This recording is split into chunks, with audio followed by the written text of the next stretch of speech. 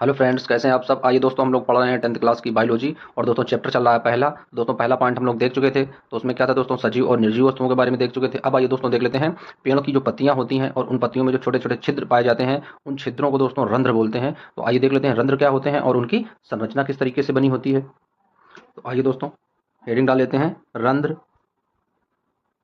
रंध्र heading है दोस्तों। आइए देख लेते हैं रंध्र की संरचना किस तरीके से होती है और इसकी कार्य क्या क्या होते हैं दोस्तों।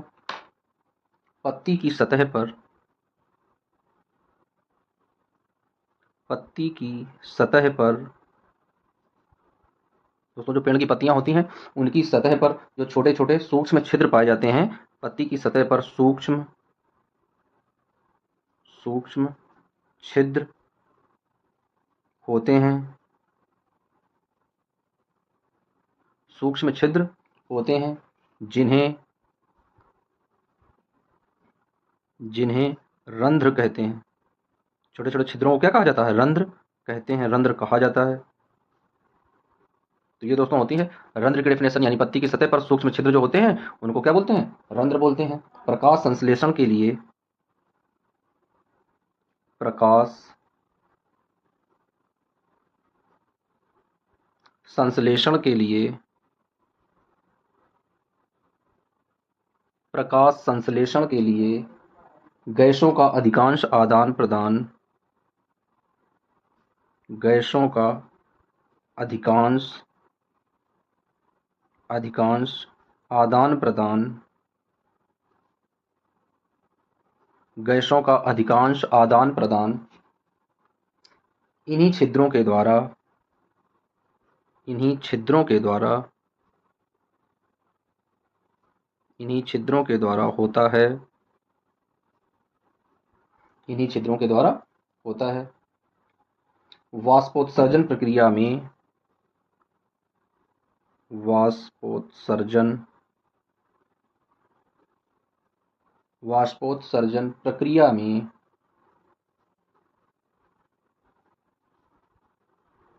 वाष्पोत्सर्जन प्रक्रिया में जल जल या कोष्टक में दोस्तों लिख लेते हैं, जल वाष्प के रूप में। जल किसके रूप में होता है, वाष्प के रूप में होता है, यानी ओश के रूप में होता है। जल वाष्प के रूप में रंध्र द्वारा निकल जाता है रंध्र द्वारा निकल जाता है। तो दोस्तों क्या होता है, पत्तियों की सतह पर जो सूक्ष्म छिद्र होते हैं, और दोस्तों कह रहा है कि जो जल होता है वो वाष्प के द्वारा इन्हीं छिद्रों से निकल जाता है। दोस्तों ये जल आता कहाँ से है, तो दोस्तों ये जड़ें जो हैं, जड़ें पूरा जमीन के अंदर से पानी लेकर जाती हैं, पूरे तने में पहुंचाती हैं। और दोस्तों जो पत्तियों में छोटे छोटे छिद्र बने होते हैं जिन्हें रंध्र बोलते हैं, इन्हीं रंध्रों से वो जल जो है वाष्प बनकर, भाप बनकर वायुमंडल में उड़ जाता है, यानी रिस जाता है। तो दोस्तों ये होती है रंध्र की प्रक्रिया। अब आइए देख लेते हैं इसकी संरचना और इसकी क्रिया किस तरीके से होती है दोस्तों। तो लिखते हैं संरचना और क्रिया। संरचना और क्रिया।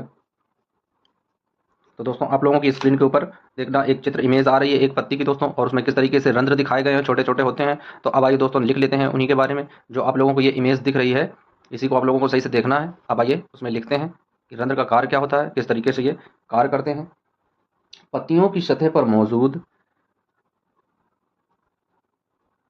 पत्तियों की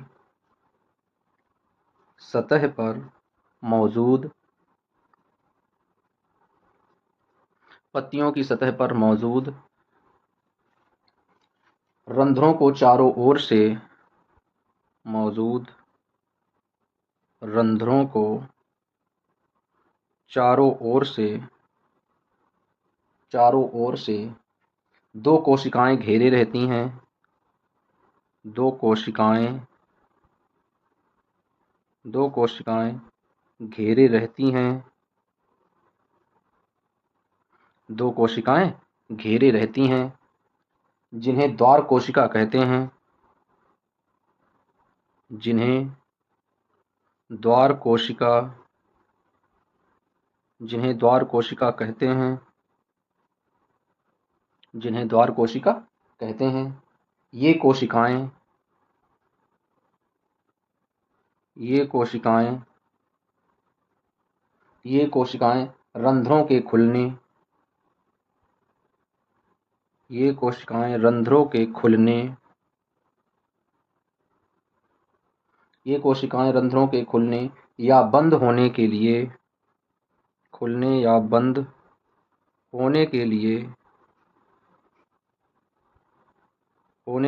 उत्तरदायी होते हैं। तो दोस्तों इस तरीके से ये क्रिया होती है। इनकी किस तरीके से ये क्रिया करते हैं। जब द्वार कोशिका में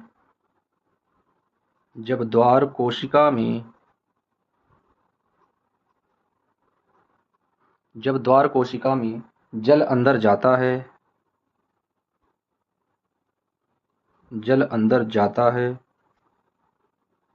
जब द्वार कोशिका में जल अंदर जाता है तब वह फूल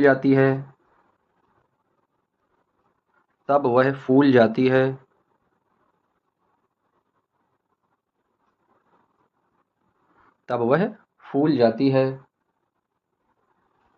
जिससे छिद्र खुल जाता है जिससे छिद्र खुल जाता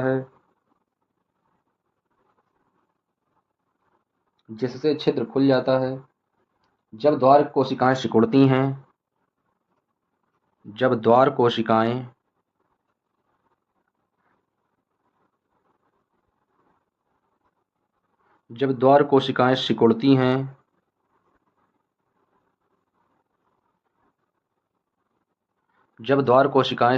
हैं तब छिद्र बंद हो जाता है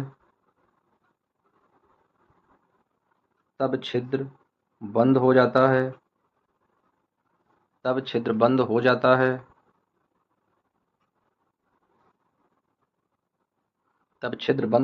है।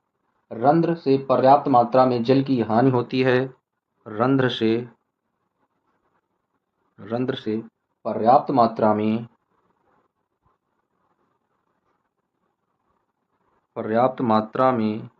जल की हानि होती है।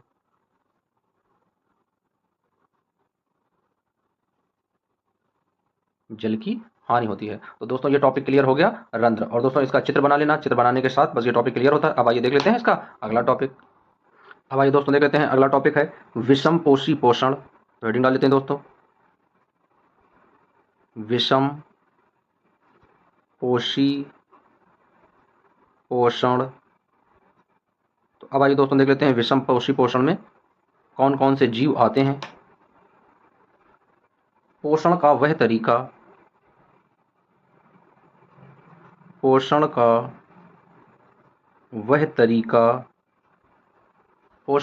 तरीका जिसमें जीव अपना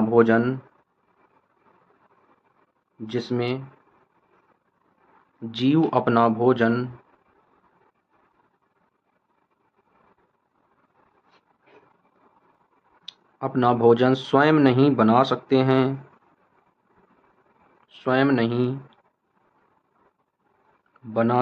हैं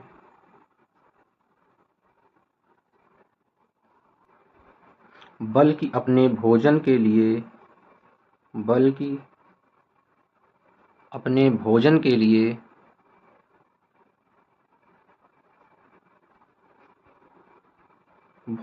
लिए दूसरे जीवों पर आश्रित होते हैं।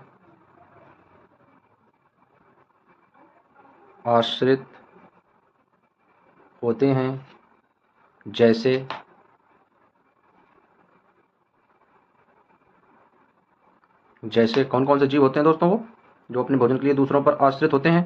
जैसे एग्जांपल ले लेते हैं मनुष्य भी अपने भोजन के लिए दूसरों पर आश्रित होता है। भेड़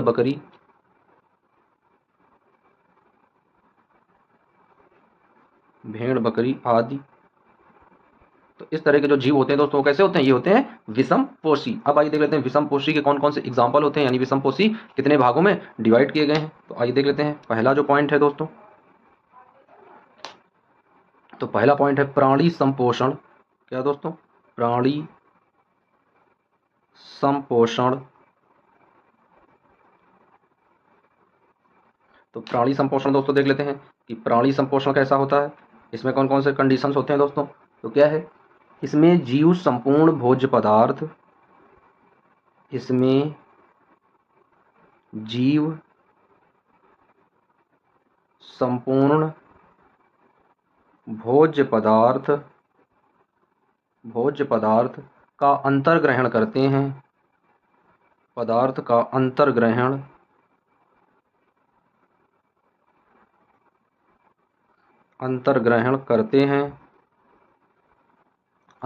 करते हैं तथा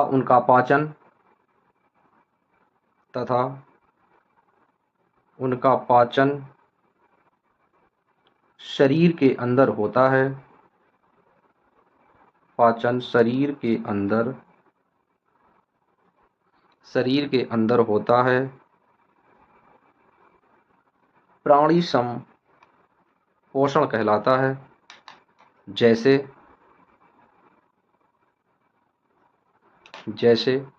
अमीबा हुआ, मानव हो गया आदि। इनमें कैसा पोषण होता है दोस्तों, इसमें होता है प्राणी संपोषण। अब आइए दूसरा पॉइंट देख लेते हैं।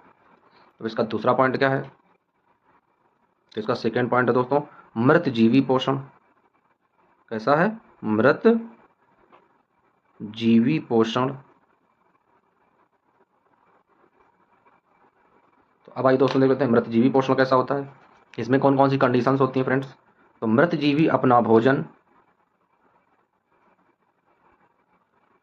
मृत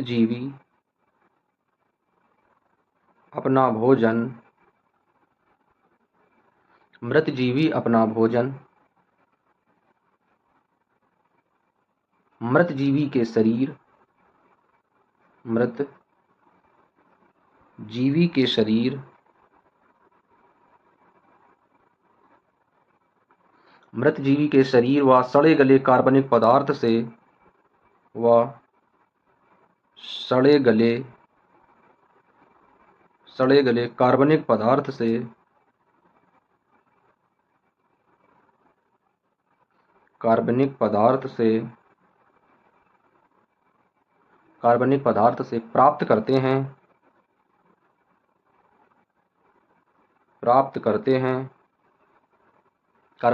से प्राप्त करते हैं। जैसे देख लेते हैं फ्रेंड्स, इसमें जैसे क्या आ जाएगा। तो जैसे में क्या है फ्रेंड्स, जैसे में किससे प्राप्त करते हैं, जैसे कवक हो गया, फफूंद हो गया, जिसे फफूंदी कहते हैं दोस्तों, आदि। तो इनमें किस प्रकार का पोषण होता है, इनमें होता है मृत जीवी पोषण। ये अपना भोजन किससे प्राप्त करते हैं, किसी मृत जीवी से प्राप्त करते हैं, यानी सड़े गले जो पदार्थ होते हैं या कार्बनिक पदार्थ होते हैं उनसे अपना भोजन प्राप्त करते हैं। अब आइए देख लेते हैं अगला पॉइंट। अब आइए दोस्तों देख लेते हैं परजीवी पोषण क्या होता है। तो हेडिंग डाल लेते हैं परजीवी पोषण।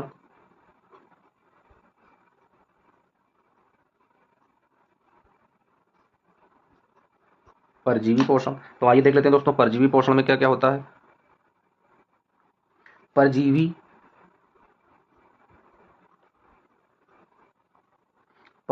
अन्य जीवों के शरीर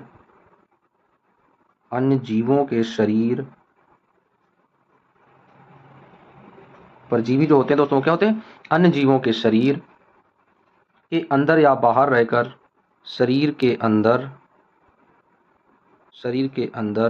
या बाहर रहकर उनको बिना हानि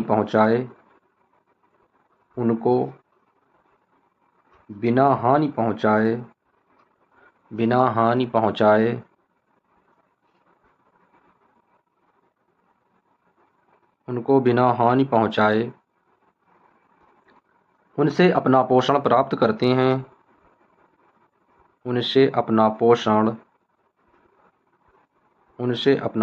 प्राप्त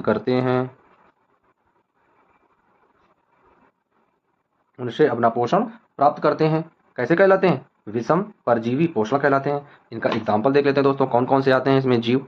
जैसे तो जैसे में कौन कौन सा है दोस्तों, जैसे जोंक दिया जाए दोस्तों, आप लोगों ने देखा होगा जोंक, अमरवेल देखी होगी, जैसे किसी पेड़ पौधे पर पड़ जाती है उस पेड़ पौधे का सत्यानाश कर देती है, उसमें पूरी तरीके से अपना विस्तार कर लेती है। जैसे जूं होता है दोस्तों, जुएं, तो जूं किस में होता है दोस्तों, जिन लड़कियों के लंबे लंबे बाल होते हैं उनमें जुएं फर जाते हैं, वो भी क्या होते हैं, परजीवी होते हैं। उस लड़की को बिना हानि पहुंचाए उसके सर से ही अपना भोजन प्राप्त करते हैं, उसके सर में रहकर। तो ये दोस्तों कैसा है, ये परजीवी है। और दोस्तों दूसरा होता है इसका एग्जाम्पल फीता कृमि। फीता कृमि ये दोस्तों मनुष्य की आंत में पाया जाता है, आहार नाल में, आदि आदि। और दोस्तों जो फीता कृमि है ये मनुष्य के हाथ में पाया जाता है दोस्तों, ये जानवरों में भी पाया जाता है, जिन्हें दोस्तों देहाती भाषा में पेटुरुआ कहते हैं दोस्तों, जो एक सांप यानी केचुए का आकार का होता है और किसी भी छोटे जीव के अंदर, जो छोटे जानवर होते हैं उनके पेट में पड़ जाता है। अब आइए दोस्तों देख लेते हैं अगला पॉइंट। तो अगली दोस्तों जो हेडिंग है वो है एक कोश की जीव। क्या दोस्तों, एक कोश की जीव, तो यहाँ डाल लेते हैं एक कोश की जीव।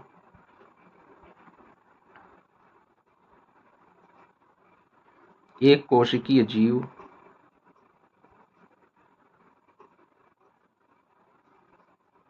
तो आइए दोस्तों देख लेते हैं एक कोश की जीव कौन कौन से होते हैं। एक कोश की जीव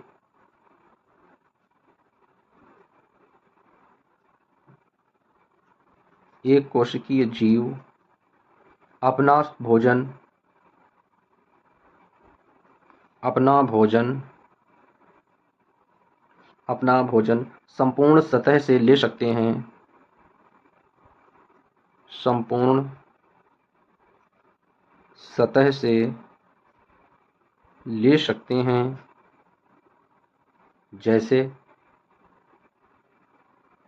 अमीबा हो गया दोस्तों, अमीबा हो गया, और पैरामीशियम हो गया,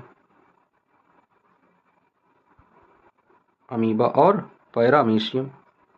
तो ये दोस्तों दो जो जीव हैं ये कैसे हैं, ये एक कोश की जीव हैं। अब आइए देख लेते हैं इनमें किस प्रकार का पोषण पाया जाता है।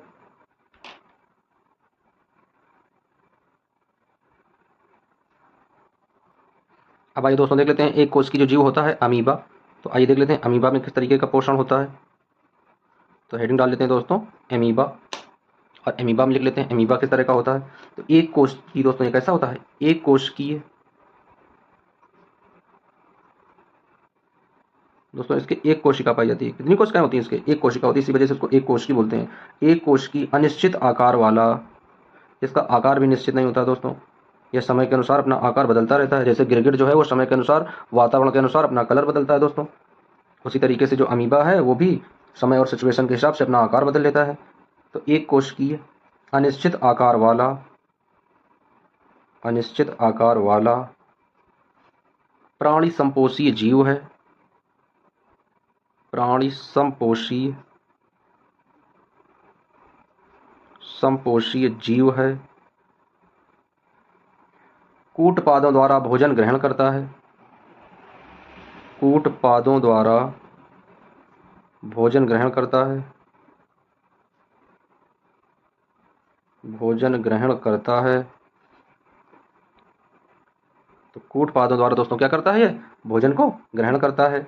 अमीबा का भोजन क्या होता है दोस्तों, जैसे शैवाल के छोटे टुकड़े हो गए, शैवाल के छोटे टुकड़े, बैक्टीरिया हो गया दोस्तों, बैक्टीरिया को भी ये खा जाता है। आपने दोस्तों नाम सुना होगा बैक्टीरिया और बैक्टीरियोफेज, डाइटम, डाइटम। अन्य मृत कार्बनिक पदार्थ, और दोस्तों किन्हें खा जाता है, जो मृत कार्बनिक पदार्थ होते हैं, आदि मृत कार्बनिक पदार्थ, मृत कार्बनिक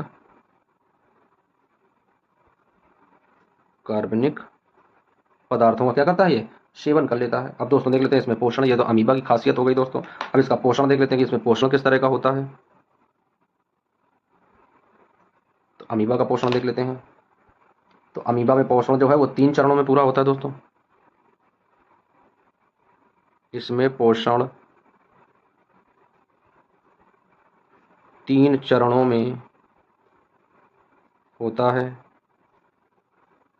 इसमें पोषण दोस्तों कितने चरणों में होता है, 3 चरणों में पाया जाता है। तो आइए देख लेते हैं पहला चरण क्या होता है। तो पहला चरण इसका होता है अंतर्ग्रहण। क्या होता है दोस्तों, अंतर्ग्रहण। तो अब आइए देख लेते हैं कि अंतर्ग्रहण के अंतर्गत क्या क्या चीज़ें होती हैं, किस तरीके से अपना भोजन ग्रहण करता है। अमीबा कोश की सतह से अमीबा कोश की सतह से कोशिकीय सतह से अंगुली जैसे अस्थाई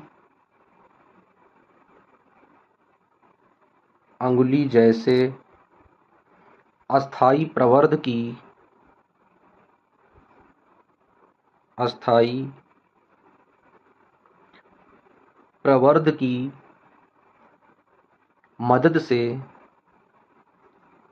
की मदद से भोजन ग्रहण करता है।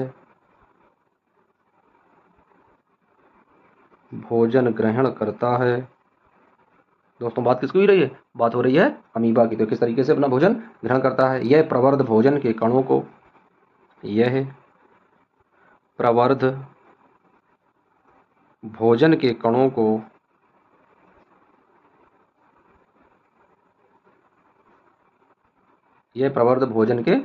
को घेर लेते हैं चारों तरफ से। दोस्तों क्या करते हैं? घेर लेते हैं, भोजन के कणों को घेर लेते हैं तथा संगलित होकर खाद्य रिक्तिका बना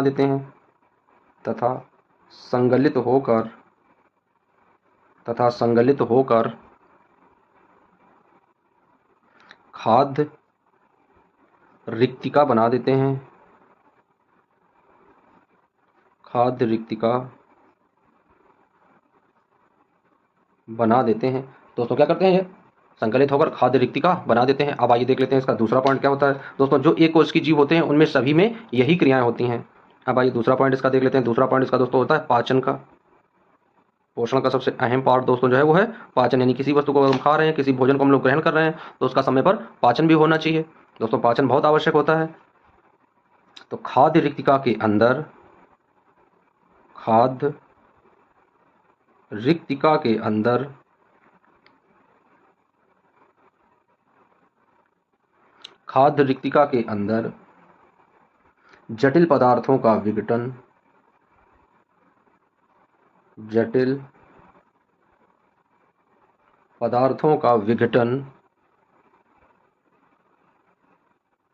जटिल पदार्थों का विघटन सरल पदार्थों में किया जाता है।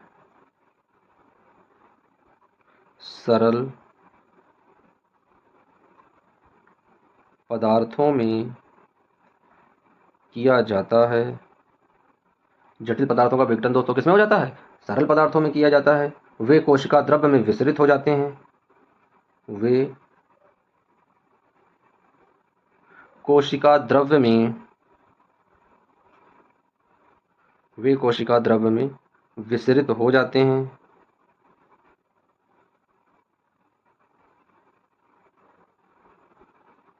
कोशिका द्रव्य में क्या हो जाता है दोस्तों? विसरित हो जाते हैं। इस प्रकार से एक कोश की जीवों में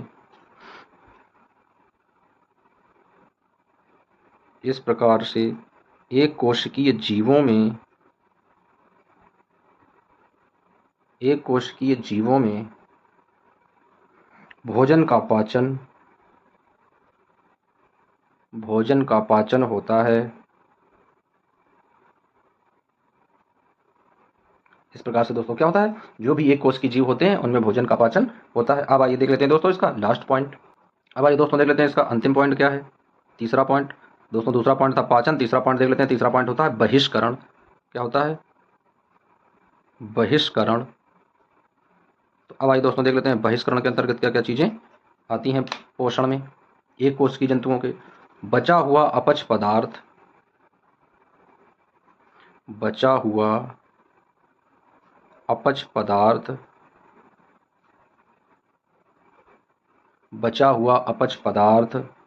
कोशिका की सतह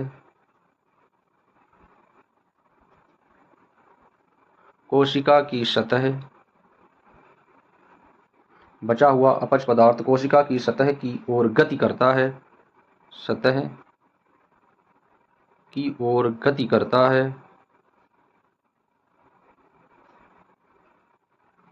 करता है। तथा शरीर के बाहर तथा शरीर के बाहर निष्कासित कर दिया जाता है। दोस्तों नित्य क्रिया के द्वारा जैसे हम लोग अपच पदार्थों का निष्कासन करते हैं, उसी तरीके से एक कोशिकीय जीव भी उसी अपच पदार्थ का निष्कासन करते हैं। तो शरीर के बाहर निष्कासित कर दिया जाता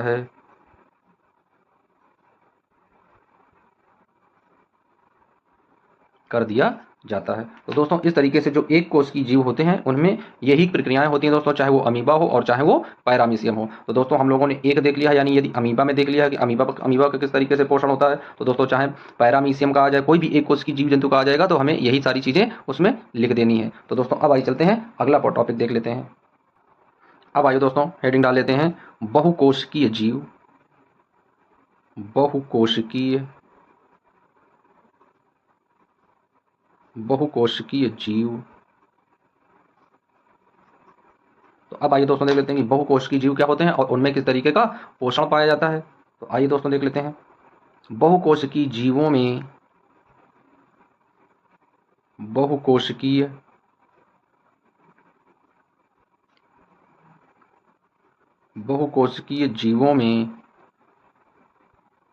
पोषण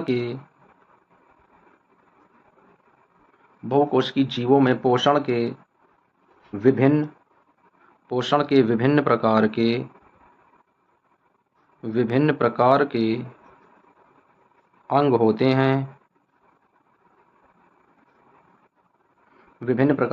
होते हैं। जैसे मानव, यानी दोस्तों हम लोग। तो हम लोगों में किस तरीके का पोषण होता है, क्या क्या क्रियाएं होती हैं, आइए उनका पढ़ लेते हैं दोस्तों। और ये जो टॉपिक होने वाला है ये बहुत ही ज़्यादा इंपॉर्टेंट टॉपिक होने वाला है। दोस्तों हेडिंग क्या डालेंगे, मनुष्य में पोषण। और दोस्तों इससे जरूर कई बार क्वेश्चन बनते हैं दोस्तों। तो जो इंपॉर्टेंट पॉइंट होते हैं उन इंपॉर्टेंट पॉइंट में से एक सबसे ज़्यादा इंपॉर्टेंट पॉइंट दोस्तों ये है। तो इसे जब हेडिंग बनाएंगे तो इसे स्टार बना लेंगे, इस तरीके से स्टार दोस्तों बना लेते हैं, ये स्टार पॉइंट है। और क्या दिया गया है, मनुष्य में पोषण। तो हेडिंग डाल लेते हैं, मनुष्य में पोषण। अब आइए दोस्तों देख लेते हैं कि मनुष्यों में किस तरह का पोषण पाया जाता है। तो दोस्तों क्या है, पोषण के चरण। तो दोस्तों पोषण के कौन कौन से चरण होते हैं, तो सबसे पहले तो होता है मुख गुहा। उसके बाद में दोस्तों क्या होता है, उसके बाद में खाना जब मुख गुहा से जाता है तो कहाँ पहुंचता है, अमाशय में। तो लिख लेते हैं अमाशय। अमाशय के बाद दोस्तों कहाँ पहुंचता है भोजन, पहुंचता है क्षुद्रांत यानी छोटी आंत में। इसे क्या बोलते हैं, क्षुद्रांत बोलते हैं दोस्तों, क्षुद्रांत यानी छोटी आंत में। उसके बाद में दोस्तों कहाँ पहुंचता है, बृहदांत्र पहुंचता है, बृहद्रा में पहुंचता है। ये क्या होती है, ये होती है बड़ी आंत। दोस्तों ये इसके पॉइंट होते हैं। अब आइए दोस्तों इसके पॉइंट देख लेते हैं और उसके बाद में इसका स्ट्रक्चर देखेंगे कि किस तरीके से मनुष्य में पोषण होता है। तो आइए दोस्तों सबसे पहले देख लेते हैं इसके पॉइंट। तो दोस्तों इसका पहला जो सबसे मुख्य पॉइंट होता है वो क्या होता है दोस्तों, वो होता है मुख गुहा। क्या होता है दोस्तों, मुख गुहा। और ये दोस्तों जब भी क्वेश्चन आता है तो ये हमेशा लॉन्ग में आता है, बहुत कई सारे नंबर देकर जाता है दोस्तों। तो जब पूछा जाएगा दोस्तों मनुष्य में पोषण क्या होता है, तो ये हमेशा लॉन्ग में आएगा। तो अब आइए देख लेते हैं इसका जो पहला पॉइंट है दोस्तों वो है मुख गुहा। दोस्तों हेडिंग बनाएंगे मुख गुहा। अब आइए देख लेते हैं मुख गुहा के अंतर्गत क्या क्या लिखना है हमें। तो भोजन को दोस्तों हम लोग कहाँ से खाते हैं, मुंह से चबाते हैं दोस्तों। उसके बाद में भोजन हमारे पेट में पहुंचता है और पेट को दोस्तों क्या बोलते हैं, पेट को बोलते हैं बायोलॉजी की भाषा में अमाशय कहते हैं दोस्तों। तो अब आइए देख लेते हैं भोजन को मुख गुहा में क्या लिखेंगे दोस्तों, भोजन को मुख गुहा में भोजन को मुख गुहा में दांतों द्वारा छोटे छोटे टुकड़ों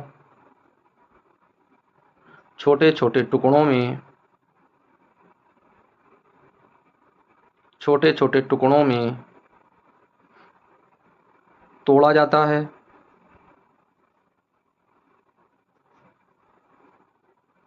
छोटे छोटे टुकड़ों में क्या किया जाता है दोस्तों, तोड़ा जाता है। और लार ग्रंथि से निकलने वाला लार ग्रंथि, लार ग्रंथि से निकलने वाला लार ग्रंथि से निकलने वाला लार या लाल रस, क्या बोलते हैं दोस्तों, उसको लार बोलते हैं या लाल रस कहते हैं, लाल रस भोजन से पेशीय जिह्वा द्वारा, भोजन से पेशीय जिह्वा द्वारा, जिह्वा दोस्तों क्या होती है, जीभ, जीभ, जिह्वा या जीभ द्वारा मिलाया जाता है, द्वारा मिलाया जाता है,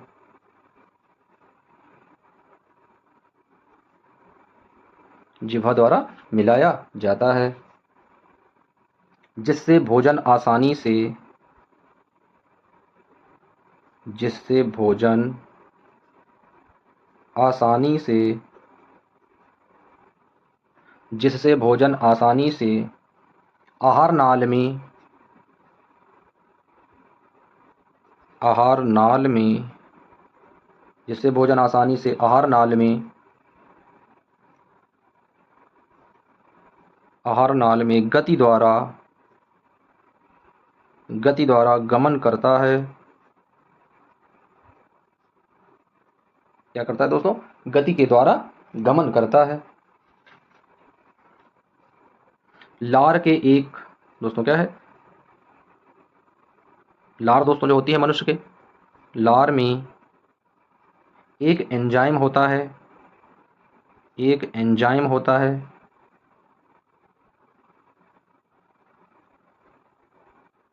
लार में एक एंजाइम होता है जिसे,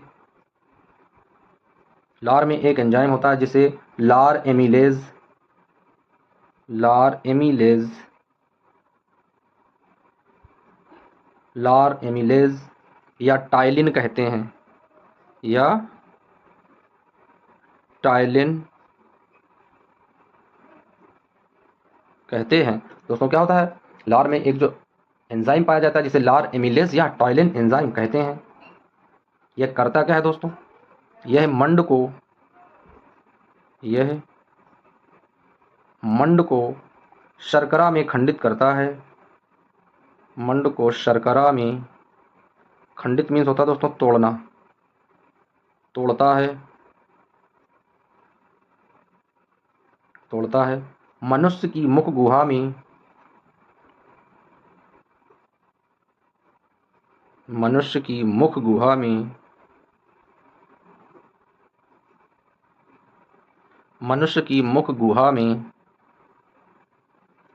मुख गुहा में 3 जोड़ी लार ग्रंथियां पाई जाती हैं, 3 जोड़ी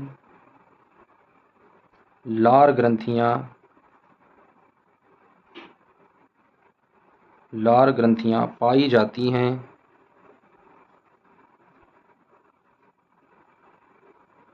पाई जाती हैं। अब आइए दोस्तों देख लेते हैं कौन सी 3 जोड़ी लार ग्रंथियां होती हैं। तो दोस्तों पहला स्टार पॉइंट देख लेते हैं, पैरोटिक। पहली दोस्तों ग्रंथि कौन होती है, पैरोटिक, पैरोटिक ग्रंथि। दूसरी दोस्तों ग्रंथि कौन होती है, सब सब मैंडीबुलर लार ग्रंथि। क्या लिखते हैं दोस्तों, सब मैंडीबुलर, सब मैंडीबुलर लार ग्रंथि। अब दोस्तों तीसरा पॉइंट देख लेते हैं, तीसरा इसका कौन सा होता है, कौन सी लार ग्रंथि होती है। तो वो होती है दोस्तों सब लिंगुअल लार ग्रंथि। क्या बोलते हैं उसे, सब लिंगुअल, सब लिंगुअल लार ग्रंथि, सब लिंगुअल लार ग्रंथि दोस्तों पाई जाती है। अब दोस्तों इस तरीके से हमने देख लिया कि मुख गुहा का क्या कार्य होता है दोस्तों। तो मुख गुहा में दोस्तों क्या होता है, हम किसी भी भोजन को मुख से चबाते हैं और चबाने के बाद दोस्तों वो भोजन पहुंचता है हमारी अमाशय में। दोस्तों अमाशय में भोजन का क्या होता है, उसमें बहुत सारे जठर रस उत्पन्न होते हैं जो दोस्तों पाचन एंजाइम के द्वारा कार्य करते हैं। अब आइए देख लेते हैं इसका अगला पॉइंट। तो दोस्तों अगला पॉइंट क्या है, अगला पॉइंट है इसका अमाशय। तो दोस्तों हेडिंग डालेंगे अमाशय। दोस्तों इसका अगला पॉइंट क्या है?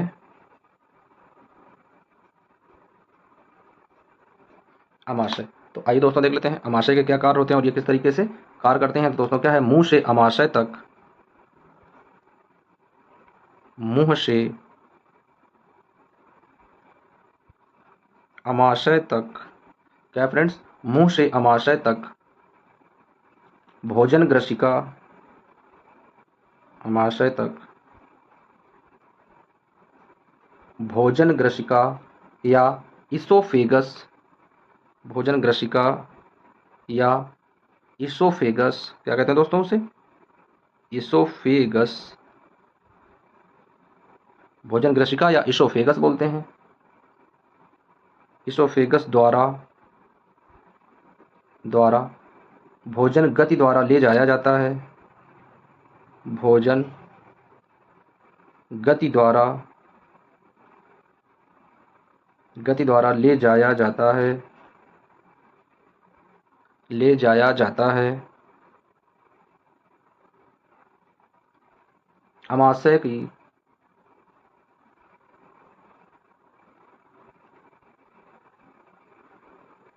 अमाशय की पेशीय भित्ति, अमाशय की पेशीय भित्ति, दोस्तों क्या है, अमाशय की जो पेशीय भित्ति होती है भोजन को अन्य पाचक रसों के साथ, भोजन को अन्य पाचक रसों के साथ मिश्रित करने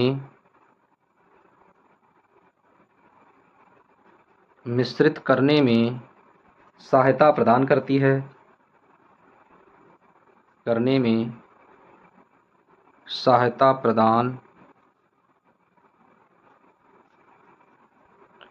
प्रदान करती है। अमाशय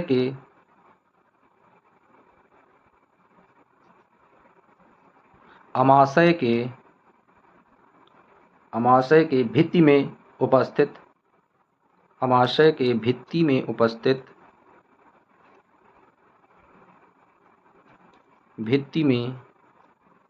उपस्थित अमाशय की भित्ति में उपस्थित जठर ग्रंथि, जठर ग्रंथि जो हाइड्रोक्लोरिक अम्ल, जो हाइड्रोक्लोरिक अम्ल HCl प्रोटीन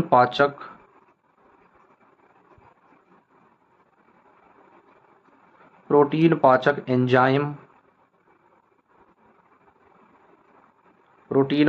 एंजाइम पेप्सिन तथा स्लेमा, क्या होता है दोस्तों, पेप्सिन, ये एंजाइम्स होते हैं पेप्सिन तथा स्लेमा,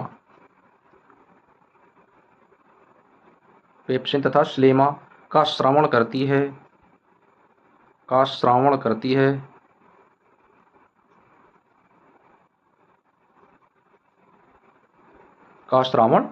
है, तो दोस्तों अब भोजन कहाँ पर पहुंच चुका है, अब भोजन पहुंच चुका है अमाशय में। अब आइए दोस्तों देख लेते हैं कि अमाशय में क्या होता है भोजन के। आइए दोस्तों हेडिंग डाल लेते हैं हाइड्रोक्लोरिक अम्ल। तो दोस्तों अगली हेडिंग डालेंगे हाइड्रोक्लोरिक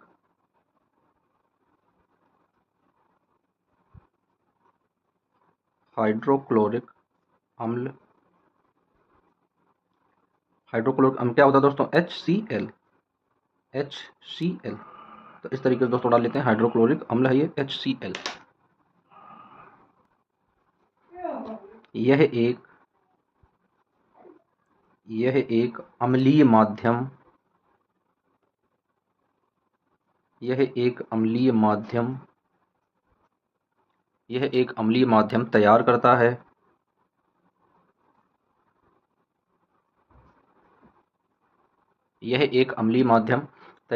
है, जो निष्क्रिय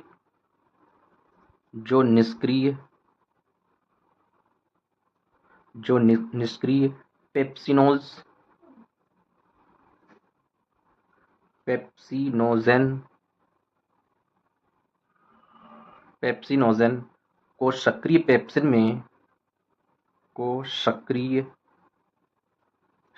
पेप्सिन में दोस्तों पेप्सिन एक एंजाइम होता है, सक्रिय पेप्सिन में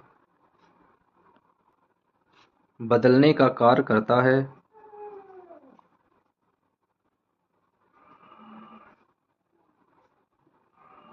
बदलने का कार्य करता है। साथ ही HCl, साथ ही HCl जीवाणुनाशक की तरह, जीवाणुनाशक की तरह, साथ ही HCl जीवाणुनाशक की तरह काम करता है।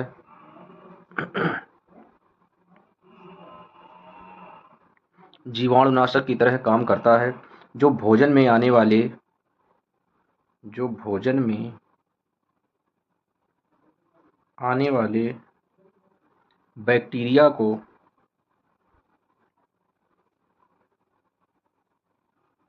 भोजन में आने वाले बैक्टीरिया को नष्ट करता है, बैक्टीरिया को नष्ट करता है। तो ये दोस्तों क्या होता है, ये होता है हाइड्रोक्लोरिक अम्ल यानी HCl का कार्य होता है, मनुष्य के पाचन में बहुत महत्वपूर्ण भूमिका निभाता है। अब आइए देख लेते हैं इसके आगे वाला टॉपिक क्या है दोस्तों, कौन सा एंजाइम होता है, तो वो होता है पेप्सिन एंजाइम। तो देख लेते हैं दोस्तों, अभी बार बार आ रहा था बीच में पेप्सिन, तो अब देख लेते हैं पेप्सिन एंजाइम क्या होते हैं। पेप्सिन एंजाइम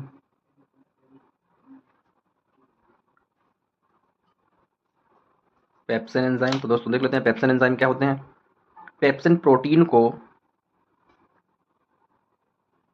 पेप्सिन प्रोटीन को पचाने में,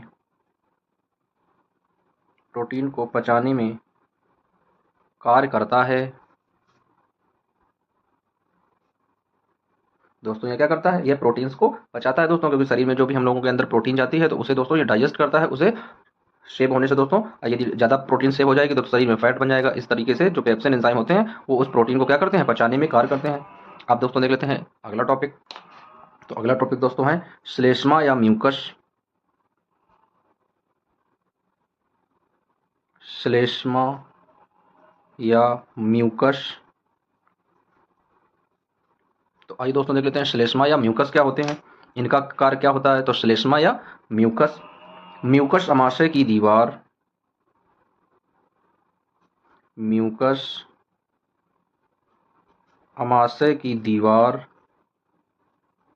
म्यूकस जो होते हैं दोस्तों वो कहाँ पे होते हैं, अमाशय की दीवार तथा जठर ग्रंथियों को, तथा जठर ग्रंथियों को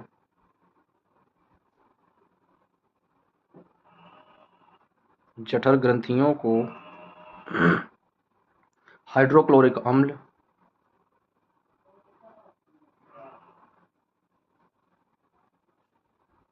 हाइड्रोक्लोरिक अम्ल, दोस्तों हाइड्रोक्लोरिक अम्ल होता क्या है, HCl तथा एंजाइम, तथा एंजाइम,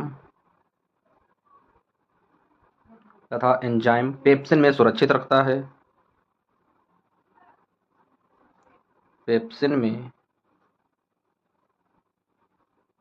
सुरक्षित रखता है। तो ये दोस्तों हो गया श्लेष्मा या म्यूकस। अब आइए देख लेते हैं सबसे इंपॉर्टेंट चीज़ दोस्तों, तो यहाँ पर एक स्टार बना लेंगे और इसे स्टार पॉइंट के रूप में नोट करेंगे। मनुष्य के अमाशय में, मनुष्य के अमाशय में प्रतिदिन 3 लीटर, प्रतिदिन 3 लीटर दोस्तों, कितना प्रतिदिन 3 लीटर जठर रस का श्रावण होता है, जठर रस का श्रावण।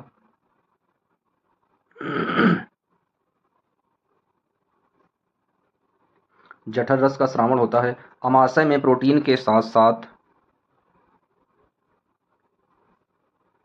अमाशय में प्रोटीन के साथ साथ, प्रोटीन के साथ साथ वसा का, वसा का, वसा का आंशिक पाचन, आंशिक पाचन, enzyme gastric, enzyme gastric, enzyme gastric lipase के द्वारा होता है, लाइपेज के द्वारा होता है।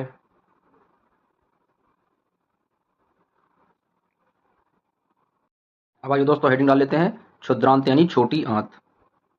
तो हेडिंग दोस्तों डाल लेते हैं क्षुद्रांत,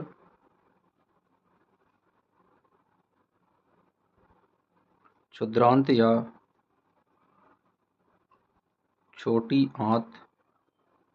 तो अब आइए दोस्तों देख लेते हैं छोटी आंत की किस तरीके की क्रियाविधि होती है मनुष्य के पाचन तंत्र में। आमाशय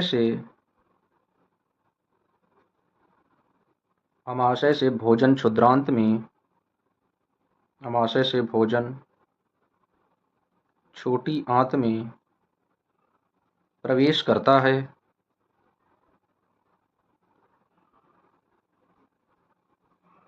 प्रवेश करता है। यह अवरोधनी पेशी द्वारा, यह अवरोधनी पेशी द्वारा, यह अवरोधनी पेशी द्वारा नियंत्रित होता है, नियंत्रित होता है,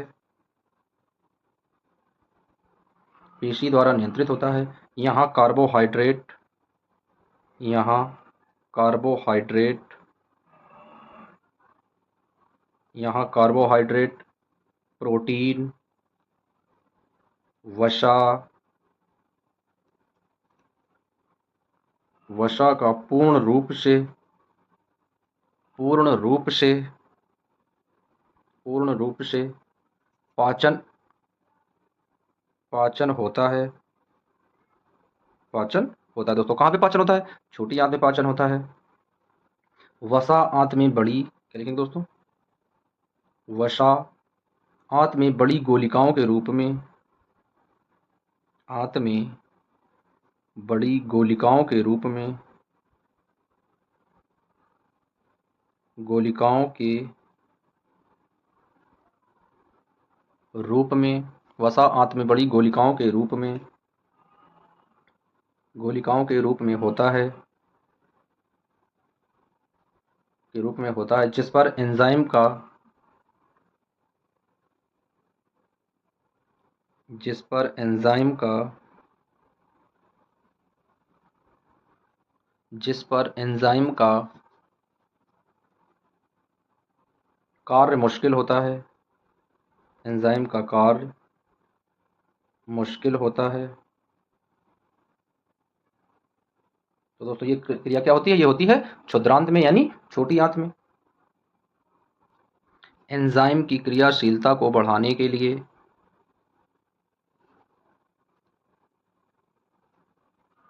एंजाइम, एंजाइम की क्रियाशीलता,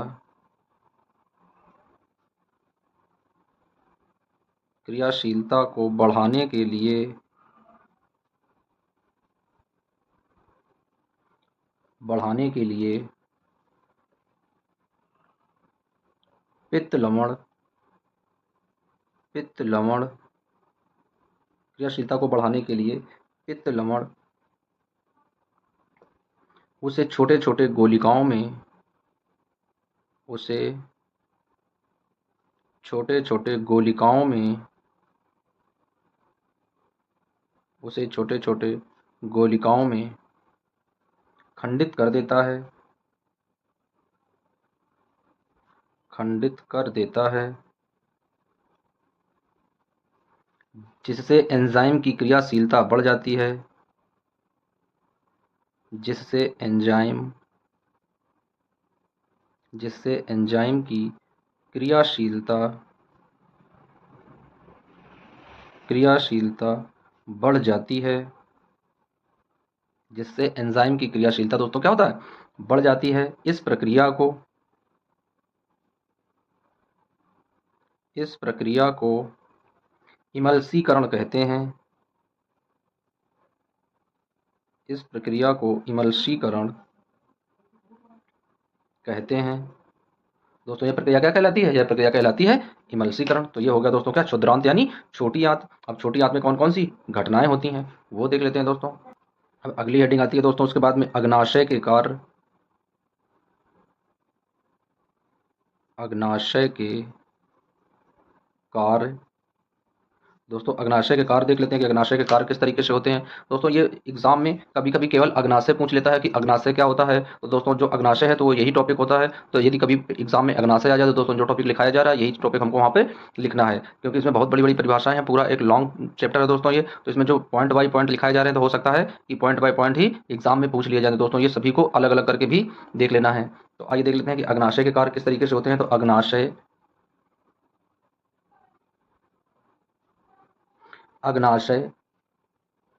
अग्नाशयिक रस का श्रवण करता है।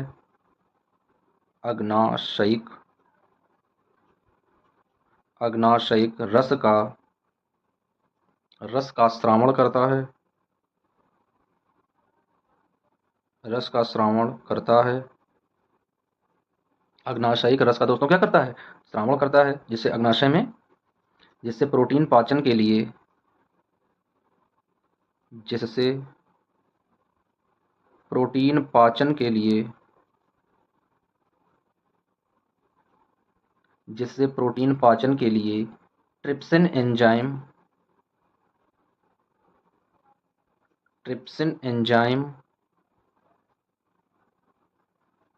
पाचन के लिए दोस्तों क्या होता है, ट्रिप्सिन एंजाइम तथा इमल्सीकृत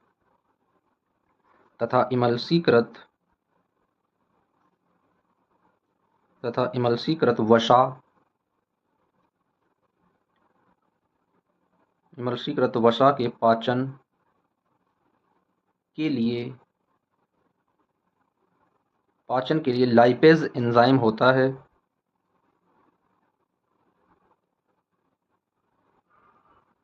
लाइपेज एंजाइम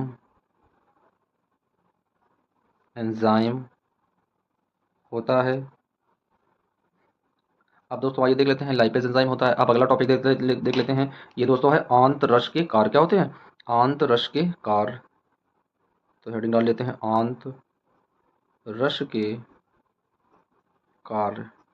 दोस्तों मानव पाचन तंत्र जो है वो थोड़ा लॉन्ग स्टेप है दोस्तों, लॉन्ग टॉपिक है। जब ये क्वेश्चन आता है एग्जाम में तो सदैव 5 या 6 नंबर पे पूछा जाता है दोस्तों लॉन्ग में। तो आइए देख लेते हैं आंतररस के क्या कार्य होते हैं। तो दोस्तों क्या है, क्षुद्रांत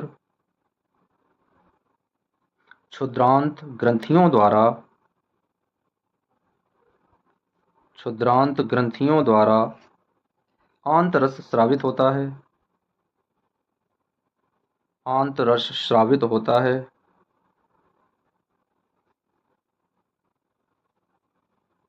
आंतरस स्रावित होता है दोस्तों, किससे स्रावित होता है, क्षुद्रांत ग्रंथियों के द्वारा आंतरस स्रावित होता है। इसमें उपस्थित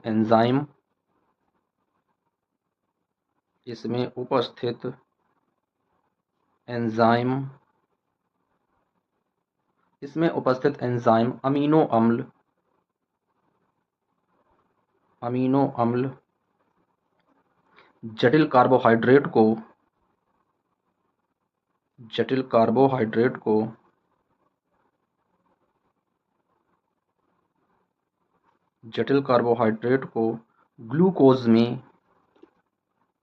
ग्लूकोज में तथा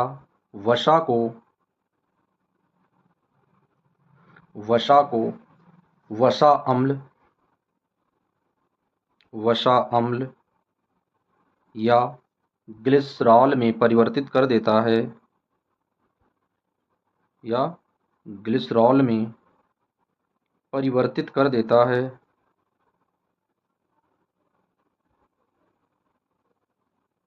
तो दोस्तों ये कार्य होता है आंतरस का। अब आइए दोस्तों देख लेते हैं इसकी रचना कैसी होती है क्षुद्रांत।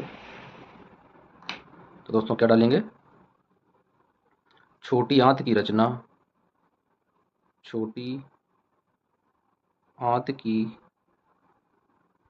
संरचना, या इसे क्या बोलते हैं दोस्तों, इसे बोलते हैं क्षुद्रांत। छोटी आंत को क्या कहते हैं दोस्तों, क्षुद्रांत कहते हैं। तो आइए देख लेते हैं इसकी संरचना कैसी होती है, किस तरीके की ये बनी होती है। तो दोस्तों क्या लिखेंगे, पाचित भोजन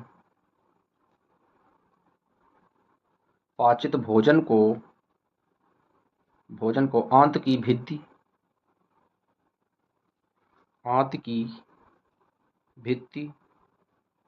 पाचित भोजन को आंत की भित्ति अवशोषित कर लेती है।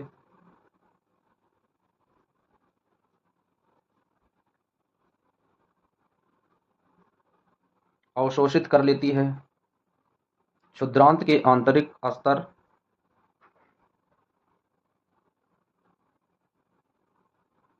क्षुद्रांत के आंतरिक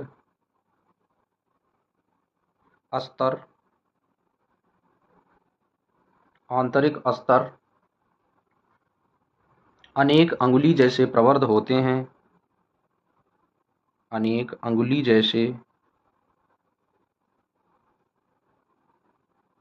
प्रवर्ध होते हैं। अनेक अंगुली जैसे क्या होते हैं दोस्तों? अनेक अंगुली जैसे प्रवर्ध होते हैं, जिन्हें दीर्घ रोम कहते हैं। जिन्हें दीर्घ रोम कहते हैं।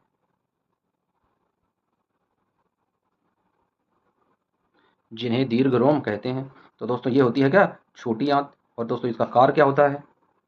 यहाँ इसका उपयोग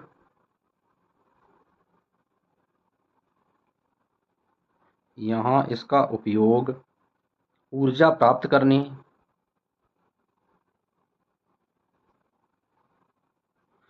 प्राप्त करने, नए ऊतकों के निर्माण,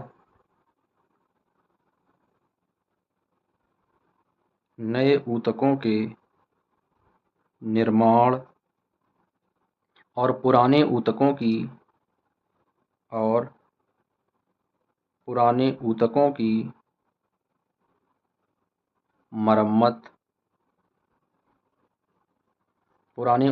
मरम्मत होती है। तो दोस्तों ये जो टॉपिक है ये दिया गया है छोटी आंत की संरचना उसके बारे में। दोस्तों ये छोटी आंत हो गई। अब आइए देख लेते हैं दोस्तों इसके बारे में। जब मनुष्य का पाचन तंत्र होगा तो उसका एक अलग से डायग्राम बनाएंगे और केवल डायग्राम में आप लोगों को समझाएंगे कि मनुष्य के पाचन तंत्र में किस तरीके की क्रियाएं होती हैं। दोस्तों इसमें हम लोग केवल उनकी क्रियाविधि समझ लेते हैं, उसका जो डायग्राम होगा दोस्तों, उनका जो नामांकित चित्र होगा उसे अलग से समझेंगे, एक्स्ट्रा में दोस्तों देखेंगे। तो आइए अब देख लेते हैं इसका अगला पॉइंट। अब आइए दोस्तों हेडिंग डाल लेते हैं बृहदांत्र यानी बड़ी आंत। तो दोस्तों डाल लेते हैं बड़ी आंत या बृहदांत्र।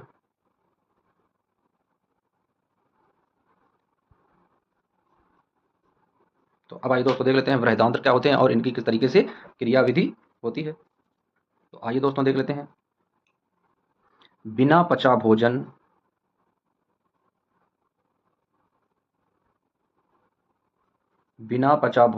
बृहदांत्र में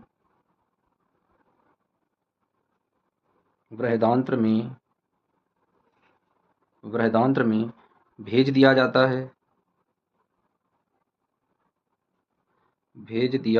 है। बिना पचा भोजन दोस्तों क्या होता है? बृहदांत्र में भेज दिया जाता है, जहां अधिक संख्या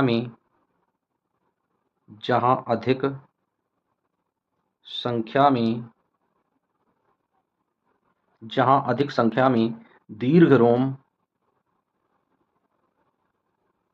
दीर्घ रोम इस पदार्थ में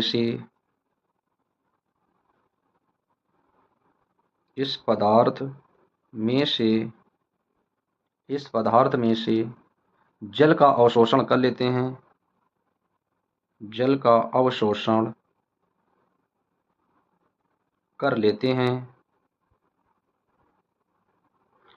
का अवशोषण कर लेते हैं। अन्य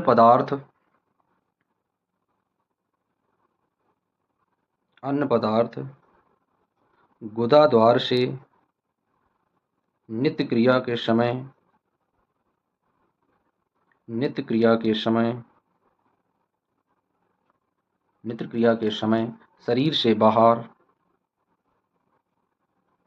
शरीर से बाहर कर दिया जाता है। शरीर से बाहर कर दिया जाता है। इस वर्ज्य पदार्थ का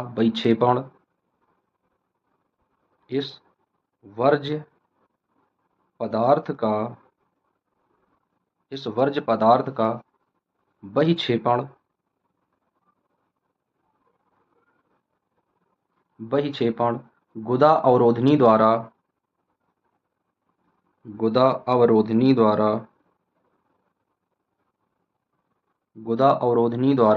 नियंत्रित किया